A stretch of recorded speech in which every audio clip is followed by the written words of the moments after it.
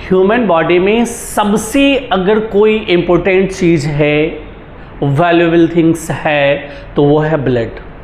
और हम लोग बचपन से ही एक चीज़ जानते हैं कि मानव शरीर एक उत्तम मशीन है, और उस उत्तम मशीन में वो एक वैल्यूएबल मटेरियल्स है, सब्सटेंस है, फॉर्म्स हैं, तो वो है ब्लड। आज हम लोग ब्लड के बारे में समझने की कोशिश करते हैं, सीखने की कोशिश करते हैं कि ब्लड है क्या, ब्लड में कौन कौन से कंपोनेंट्स हैं, उस कंपोनेंट्स का क्या इम्पोर्टेंस है, ब्लड के क्या फंक्शंस हैं, उन सारी चीज़ों को हम सब एक एक करके समझने की कोशिश करते हैं।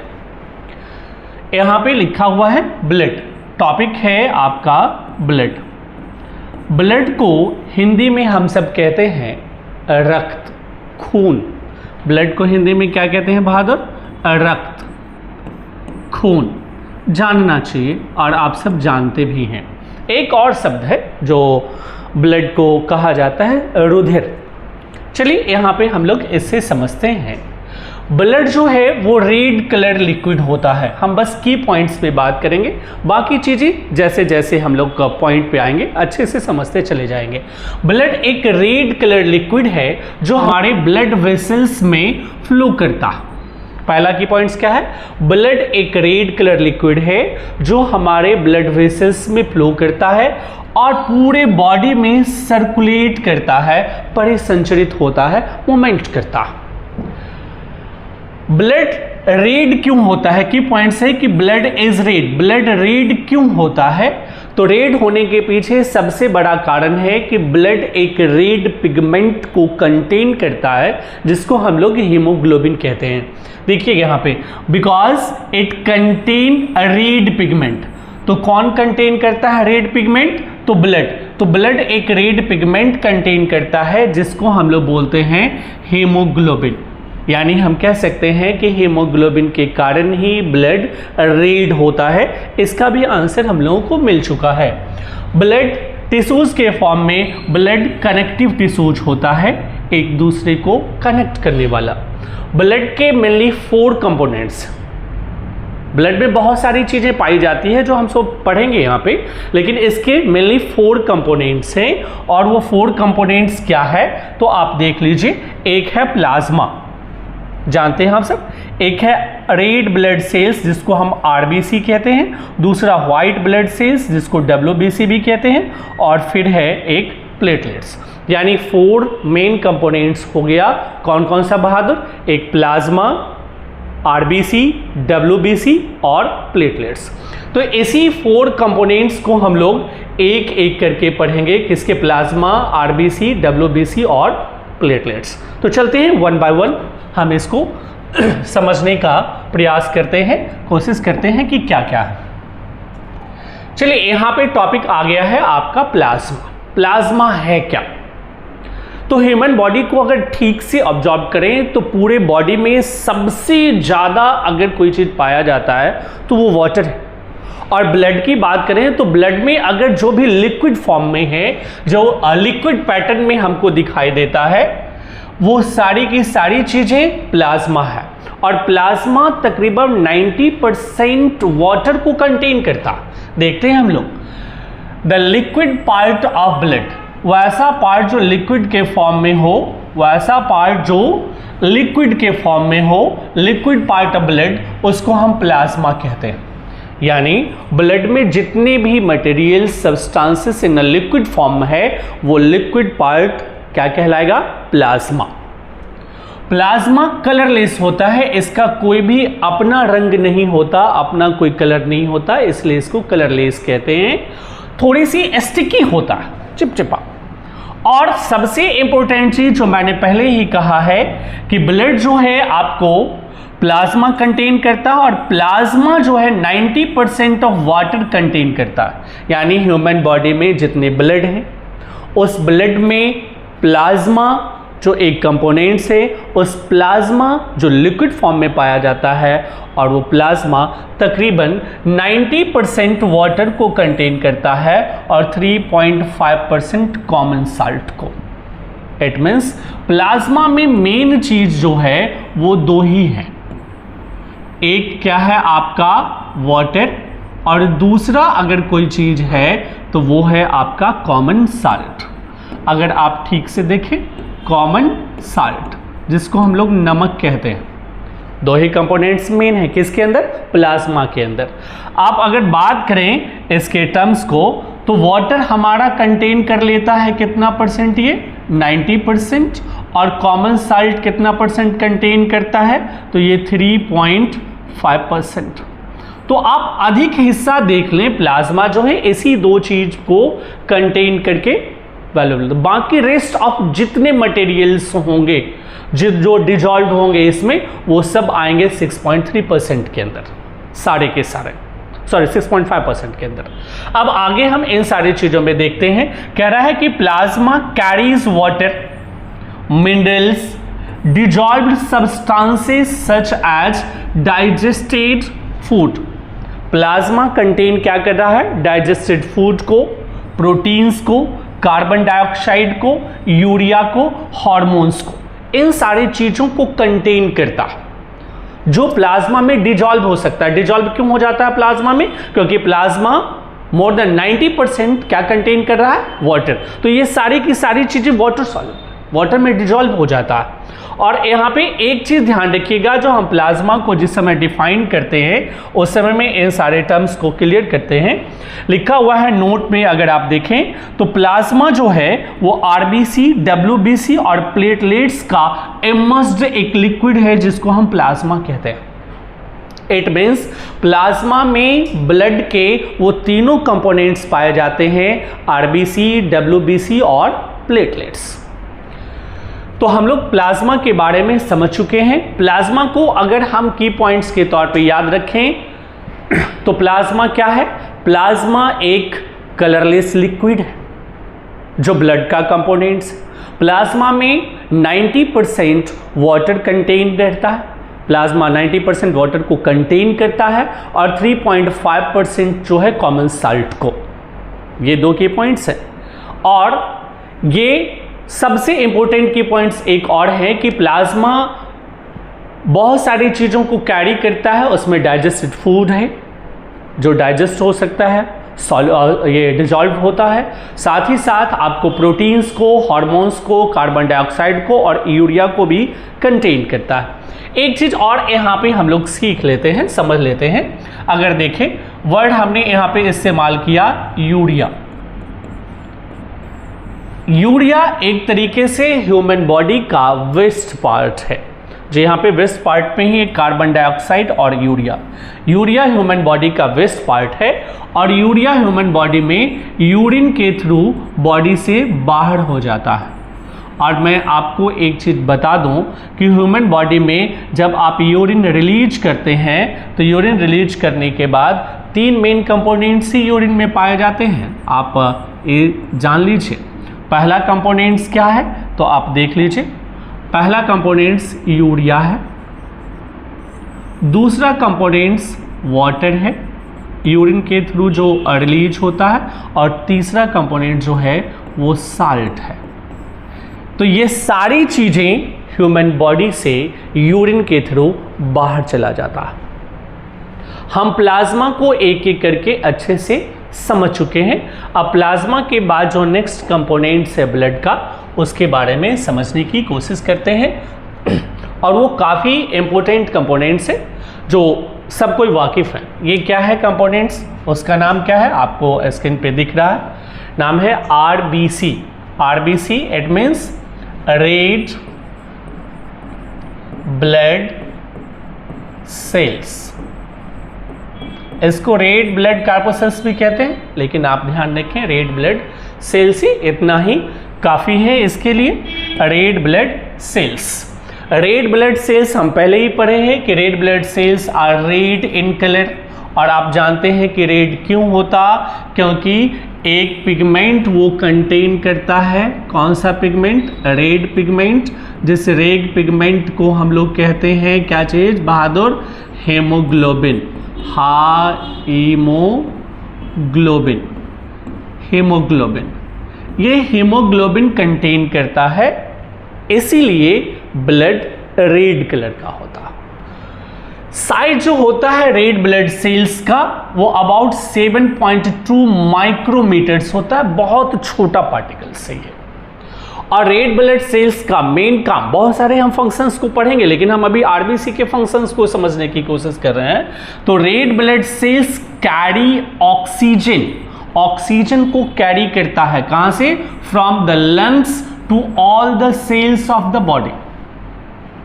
की पॉइंट्स ध्यान रखिएगा, एग्जाम में खूब पूछे जाते हैं। क्या लिखा है कि red blood cells carry oxygen. Red blood sales क्या करता है? ऑक्सीजन को कैरी करता है। कहां से कैरी करता है? लंग्स से कैरी करता है। और कहां पहुंचाता है? ह्यूमन बॉडी के होल बॉडी पार्ट्स तक। उसके बाद red blood sales do not have nuclear, इसमें न्यूक्लियस नहीं होते। और अगर इसके शेप की भी बात करेंगे आप, तो आप गांव में या कहीं भी शहर में जो देखिए पेड़ा बनाया जाता है, ऐसे ऐसे आपको लोहिया की ऐसे ऐसे ऐसे ऐसे ऐसे ऐसे ऐसे पेड़ा बनाए। पेड़ा बनाने के बाद थोड़ा सा उसको दबाए और उसको बीच में ऐसे जो सटा देते हैं, तो जिस शेप का वो पेड़ा बनता है बिल्कुल वैसे ही आपको आरबीसी बन जाता है। ये मैं कॉमनली कहा हूँ समझाने के लिए। यानी उसमें न्यूक्लियाई नहीं होता। और लाइफ स्पैन जो होता है हर एक ब्लड सेल्स का अबाउट 120 डेज, कह सकते हैं 4 मंथ्स, 4 मंथ्स ये अबाउट। ये नोट पे ध्यान दीजिएगा, नोट को हम लोग समझेंगे, काफ़ी अच्छी चीज़ें हैं ये। लोगों में एक मिथ है, लोगों में एक ऐसी धारणा बनी हुई है कि अगर हम किसी को ब्लड डोनेट कर देते हैं तो बहुत हार्म होता है। ऐसी मिथ से लोगों को बचना चाहिए और जीवन में जब कभी भी मौका मिले तो जीवन दान देने की कोशिश करनी चाहिए। यानी जीवन दान, महादान, रक्तदान, जो भी आप कहना चाहते हैं, करने की कोशिश करनी चाहिए ताकि किसी का भी जीवन बच जाए, परिवार सुरक्षित हो जाए। क्या है मिथ? वो देखिए। लोगों को लगता है कि अगर ब्लड डोनेट करते हैं तो ब्लड का लॉस होता है, लेकिन ऐसा फैक्ट नहीं है, सच्चाई ऐसे बिल्कुल भी नहीं है। देखिएगा, की पॉइंट्स पे ध्यान देखिएगा। नोट में हमने यहाँ पे क्या बताया है?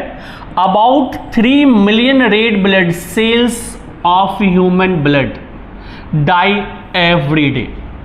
तकरीबन 3 मिलियन जो है आरबीसी रेड ब्लड सेल्स जो है ये ह्यूमन बॉडी में मर जाता है, डेड कर जाता है। ये बड़ा आश्चर्यजनक है। लेकिन ध्यान दीजिए की पॉइंट्स है, but 4 times that number are made in the bone marrow every day। 3 millions मर जाते हैं ब्लड सेल्स, आरबीसीज, लेकिन नेचर देखिए कितना खूबसूरत है। उसका 4 गुना जितने डेड होते हैं उसके 4 times, 4 गुना उससे भी ज़्यादा आरबीसी डेवलप कर जाता है। और कौन बना देता है? ह्यूमन बॉडी में एक खूबसूरत चीज है बोन मैरो। और बोन मैरो क्या करता है? देख लीजिए, 4 times that number are made in the bone marrow every day, यानी within 24 hours। इसलिए कभी भी डोनेट करने का मौका मिले तो भागना मत, जीवन दान देना। यहां पे देखिएगा एक के पॉइंट्स और दिया है, लिखा है मैंने, so when we donate blood to save the life of a person, when we donate blood to save the life of a person, then the loss of blood from our body can be made up very quickly within a day। यानी जब कभी भी आप blood को donate करते हैं और जो ब्लड आपके बॉडी से लॉस होता है वो बहुत जल्दी with in a day, with in 24 hours आपके बॉडी में बन जाता है। इसलिए डोनेट करने से नहीं बचना है, सपोर्ट करना है, ब्लड डोनेट करने की पूरी कोशिश करनी है जब भी ईश्वर आपको मौका दें किसी को जीवन बचाने का। हम लोग आरबीसी के बारे में भी समझ चुके हैं। आरबीसी को बस कुछ सेकंड्स में रिव्यू कर ले। आरबीसी क्या है बहादुर? तो आरबीसी के की पॉइंट्स को अगर हम देखें तो सिंपल भाषा में कहें वो रेड होता है। क्यों रेड होता है बता चुका हूँ, क्योंकि वो रेड पिगमेंट कंटेन करता है। और रेड पिगमेंट कैसा है? हेमोग्लोबिन है। उसके बाद हम पढ़े हैं ये बहुत छोटा होता है, उसके जो साइज होते हैं वो 7.2 माइक्रोमीटर्स होते हैं। और सबसे बड़ी चीज़ कि ये ऑक्सीजन को कैरी करता है लंग्स से और ह्यूमन बॉडी के होल बॉडी पार्ट्स तक पहुंचा देता है। इसमें न्यूक्लियाई नहीं होता और इसके लाइफ स्पैन तकरीबन 4 मंथ्स होते हैं, यानी 120 डेज। और इसके बारे में हम लोग पढ़ चुके हैं। चलिए अब हम आरबीसी के बाद नेक्स्ट पॉइंट उसको डिस्कस करते हैं। वो है WBC। और नाम से आप लोग जानते ही हैं WBC क्या है बहादुर? White blood cells. WBC यानी वाइट ब्लड और सेल्स, यानी वाइट ब्लड सेल्स को ही in short form WB cells के नाम से हम लोग जानते हैं। ये कलरलेस होता है, यहाँ पे देख लीजिए, इसके अपने कोई रंग नहीं होते और हर का एक अपना अपना फंक्शन होता है। तो इसका जो मेन फंक्शन है वो मेन फंक्शन है आपको वाइट ब्लड सेल्स का fight infection and protect us from diseases. Human body में इन्फेक्शन जब एंटर करने लगता है, फॉरेन बैक्टीरिया, फॉरेन वायरस, या फॉरेन बैक्टीरिया फॉरेन वायरस का मतलब ये नहीं कि विदेश से आने वाला, ह्यूमन बॉडी से बाहर से आने वाला हर एक बैक्टीरिया वायरस फॉरेन कहलाता है। तो foreign bacteria, foreign virus, germs, जो भी कोई चीज़ अगर ह्यूमन बॉडी में एंटर करने की कोशिश करता है तो वो खड़ा हो जाता है फाइट करने के लिए और वो इन्फेक्शन से लड़ना शुरू करता है और प्रोटेक्ट करता है वो डिजीज होने से। इसीलिए एक चीज बता दूं मैं आपको, इसको brave soldiers of the body भी कहा जाता है। यानी WBC को brave soldiers of the body, वीर सिपाही, मानव शरीर का वीर सिपाही कहा जाता है। किसको? WBC को। क्यों कहा जाता बहादुर? क्योंकि वो इन्फेक्शन से फाइट करता है और हमारे बॉडी को प्रोटेक्ट करता है। किसे? फ्रॉम डिजीजेस से, बीमारियों से। इसमें हेमोग्लोबिन नहीं होता, यानी do not contain haemoglobin. Haemoglobin नहीं होता इसलिए किसी कलर का नहीं होता, कलरलेस होता है, पढ़ चुके हैं। और जनरली अगर बात करें हम तो आरबीसी 120 डेज का था, यानी 4 मंथ्स का, और ये वो 4 डेज में, फ्यू आज टू 4 डेज में ये खत्म हो जाता है। बहुत शॉर्टर होता है life span of each white blood cells. जितने भी वाइट ब्लड सेल्स होते हैं हर एक का लाइफ स्पैन जो होता है बहुत शॉर्टर होता है, बहुत छोटा होता है। और वाइट ब्लड सेल्स में न्यूक्लियस प्रेजेंट होता है। यहाँ पे अगर हम की पॉइंट्स की बात करें तो क्लियर हो चुके हैं कि क्या है WBC में। WBC कलरलेस होता है। क्यों कलरलेस होता? क्योंकि इसमें हीमोग्लोबिन नहीं पाया जाता। और इसमें ये सबसे मेन चीज क्या है यहाँ पे कि ये WBC जो है इन्फेक्शन से फाइट करता है और बॉडी को प्रोटेक्ट करता है, किसी भी डिजीज से होने से रोकता है। इसलिए इसको brave soldiers of the body कहा जाता है। ये इसके लाइफ स्पैन शॉर्टर होते हैं और ये इसमें न्यूक्लियस प्रेजेंट होता है। नोट क्या कह रहा है ये देखिए, यहाँ पे लिखा हुआ है, लिखा है कि नोट में all the white blood cells, जितने भी व्हाइट ब्लड सेल्स हैं, हैव अ न्यूक्लियस। अभी हम लोग पढ़े कि उसमें न्यूक्लियस प्रेजेंट होता है। और सबसे बड़ी खास बात क्या है? Through the shape of nucleus is different in different types of white blood cells. हर एक व्हाइट ब्लड सेल्स में अलग अलग तरीके के न्यूक्लियस होता है, सेल्स होता है। तो हम लोग WBC को भी अच्छे से समझ चुके हैं, पढ़ चुके हैं। चलिए WBC के बाद क्या है? एक है टर्म्स हमारा जिसको बोलते हैं प्लेटलेट्स। लेकिन उसको समझाने से पहले हम आपको एक पॉइंट्स भी समझा दें। जो एग्जाम में इस तरह के क्वेश्चंस खूब पूछे जाते हैं, ध्यान रखिएगा आप सब बहादुर। क्या है देख लीजिए, कह रहा है यहाँ पे एग्जाम में क्या पूछा जाता है कि आरबीसी और डब्ल्यूबीसी यानी व्हाइट ब्लड सेल्स और रेड ब्लड सेल्स या red blood cells, red blood corpuscles को यहाँ पे रेड ब्लड सेल्स कहते हैं और यहाँ व्हाइट ब्लड सेल्स कहते हैं, व्हाइट ब्लड सेल्स कहते हैं। एग्जाम में इस दोनों के डिफरेंसेस काफ़ी पूछे जाते हैं, इसलिए हम लोगों ने एक स्लाइड दे दिया है जिससे आप समझ सकते हैं ये क्या है।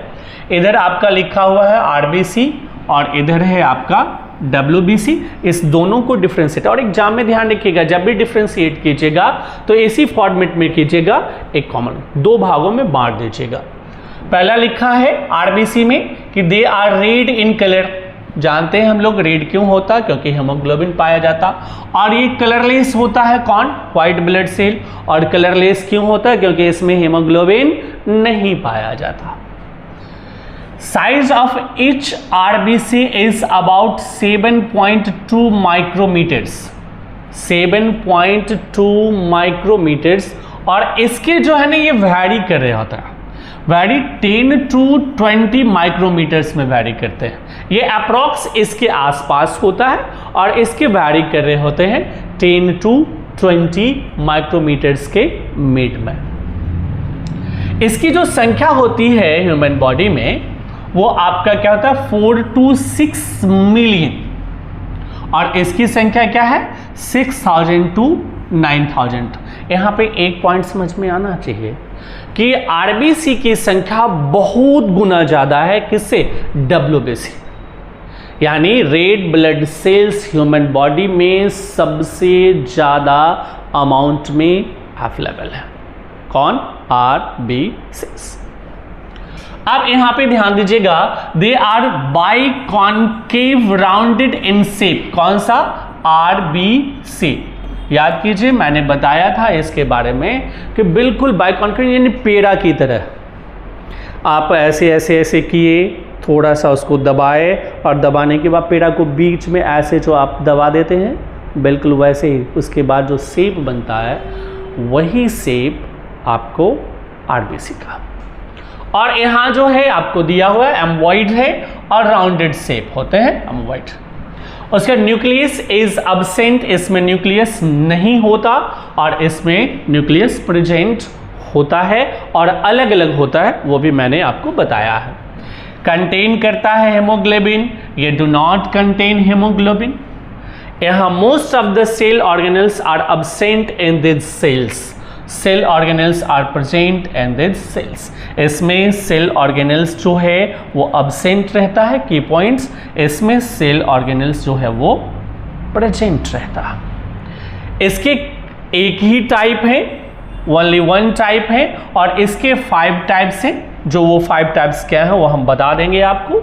और उसके बाद यहाँ पे देखिए life span of each RBC is 120 days, जो मैंने बताया ही था, अबाउट आप कह सकते हैं 4 मंथ्स,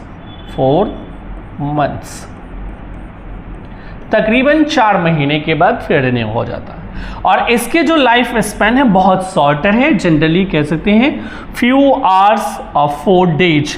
यहाँ याद रखने के लिए बड़ा अच्छा है, ये 4 मंथ्स, ये मैक्स 4 डेज, ये ध्यान रखिए।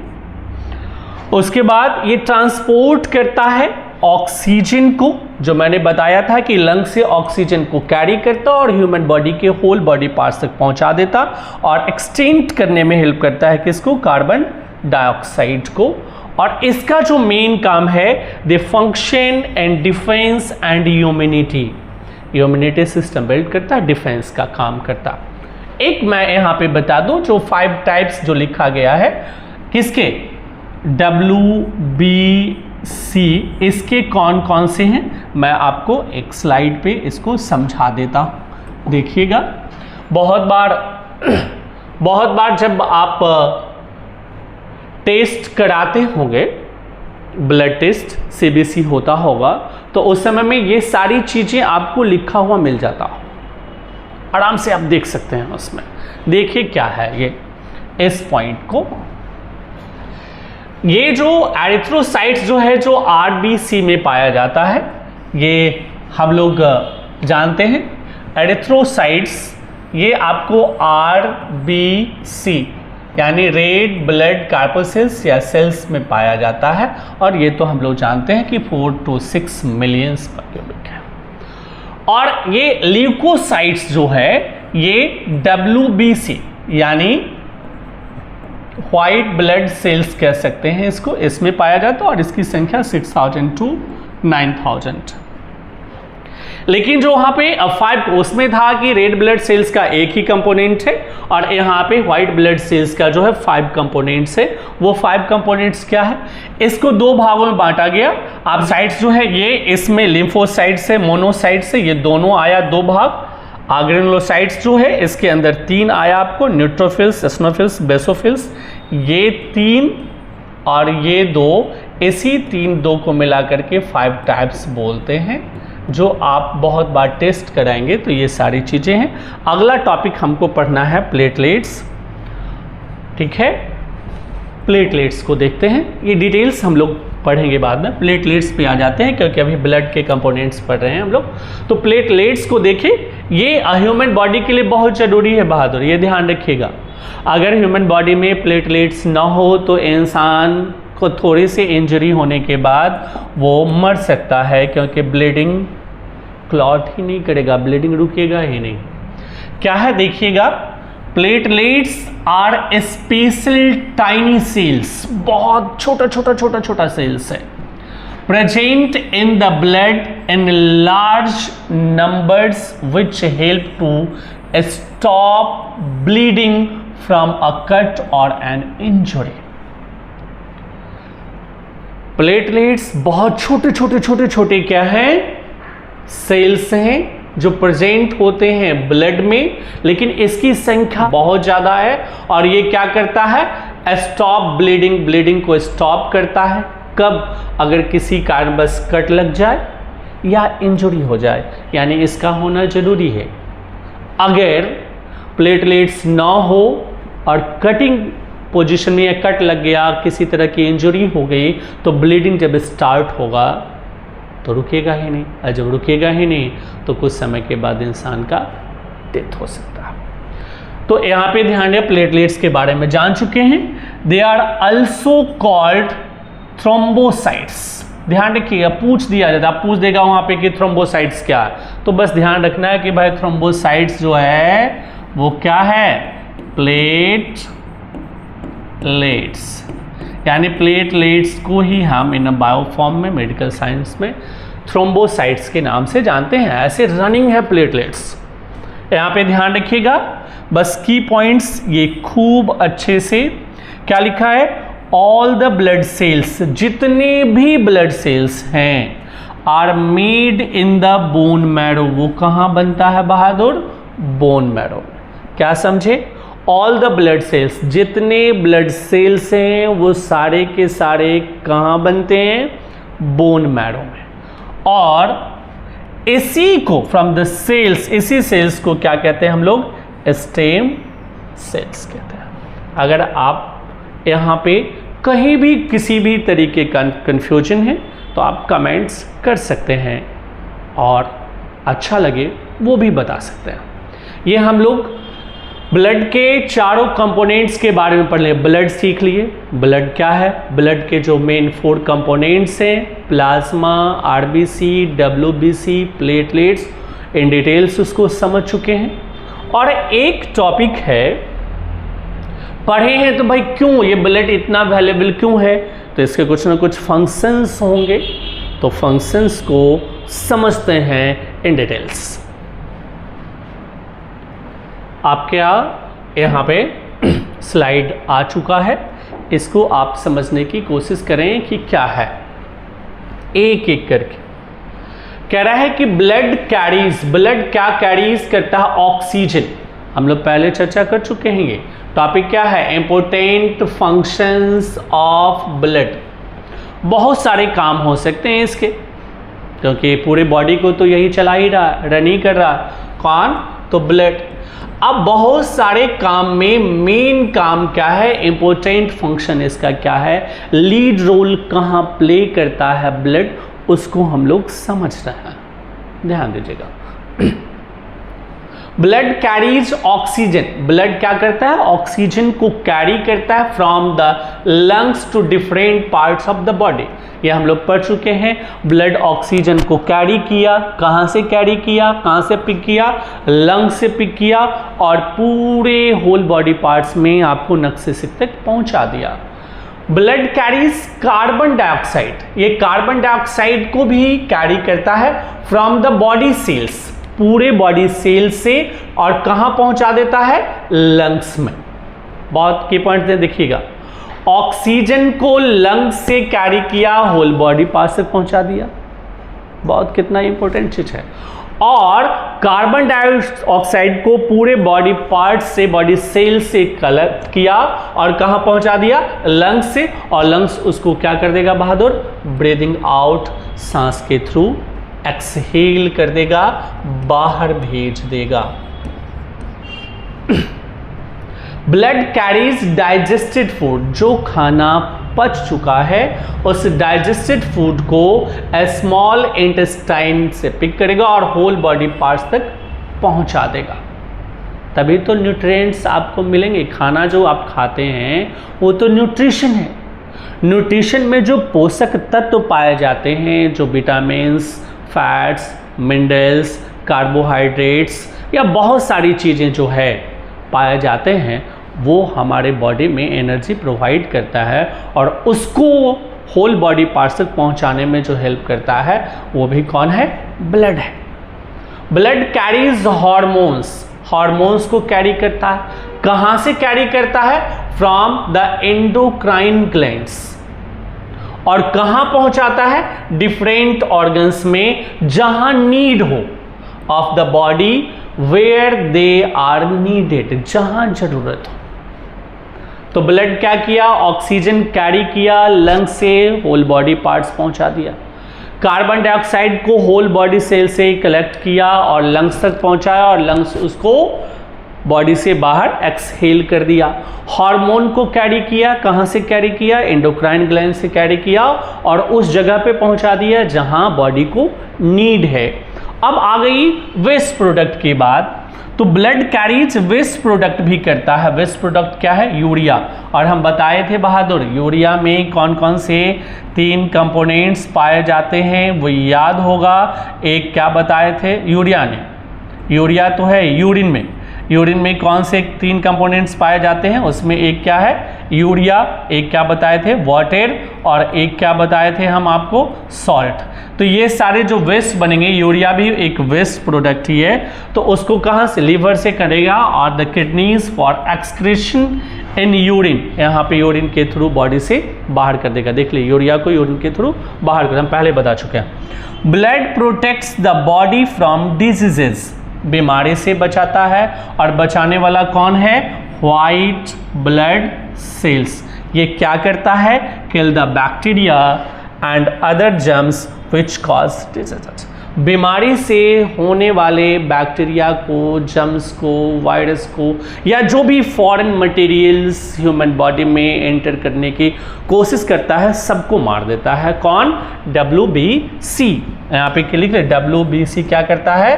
किल कर देता, जिससे हमारा बॉडी बीमारी से बच जाता है। और सबसे इंपॉर्टेंट चीज, ब्लड रेगुलेट करता है बॉडी टेम्परेचर को। अगर ये नहीं रहे तो बॉडी टेम्परेचर जो है इम्बैलेंस हो जाएगा। तो रेगुलेट करता है किस चीज़ को? बॉडी टेम्परेचर को। Because the blood capillaries in our skin help to keep our body temperature constant at about 37 degree Celsius, जो 98.6 डिग्री फ़ारेनहाइट में होता है। और इन सारी चीज़ों को, और उससे जो ही टेम्परेचर बढ़ जाता तो ह्यूमन बॉडी में फीवर आ जाता। हम लोग हर एक टॉपिक को बहुत अच्छे से समझें, पॉइंट वाइज समझें।